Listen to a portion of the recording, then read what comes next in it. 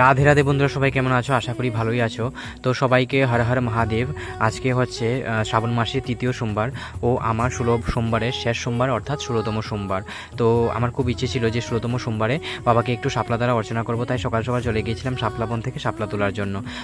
আমার ভয়েস শুনে হয়তো কেউ কেউ বুঝতে পারছো যে আমার শরীরটা ভালো নেই। হ্যাঁ, সত্যি তাই। আমার কালকে সংযমের দিন থেকেই প্রচণ্ড গলা ব্যথা প্লাস জ্বর আর কিছু সাময়িক সিমটমস, সিজনাল সিমটমস দেখা দিচ্ছে। এটা আমার কাছে নতুন নয়, বাবার আশীর্বাদে সবসময় 16 সোমবারের আগে আমাকে এই পরীক্ষাটা দিতে হয়েছিল, প্লাস এখনও দিতে হচ্ছে। তো যাই হোক, আমি চিন্তা করি না, যেহেতু বাবা পরীক্ষা নিচ্ছেন, পরীক্ষা থেকে উত্তীর্ণ উনিই করবেন। তো ওনার আশীর্বাদেই 16 সোমবারের ব্রতটাও আজকে সুসম্পন্ন হলো।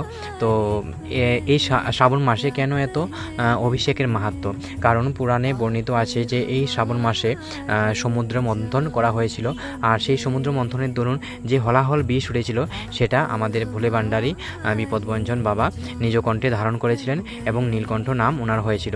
কিন্তু সেই বিষের প্রচণ্ড প্রকোপে বাবার সমস্ত শরীরে গাত্রদাহন বা জ্বালা ধরেছিল। তখন বাবা বলেছিল যে শ্রাবণ মাসে যদি কোনো ভক্ত কোনো শুদ্ধ নদীতে, কোনো বা পবিত্র নদীতে বা কোনো নদীতে স্নান করে নিষ্কামভাবে বাবাকে অর্পণ করবে জল, অর্থাৎ বাবার মাথায় জল চড়াবে, তাহলে বাবা শান্তি লাভ করবে, শীতলতা লাভ করবে।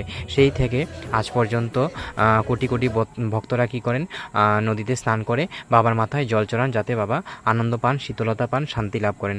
তো এটা ছিল বাবার পূর্ণ শৃঙ্গার। সবাই ভালো থেকো। রাধে রাধে।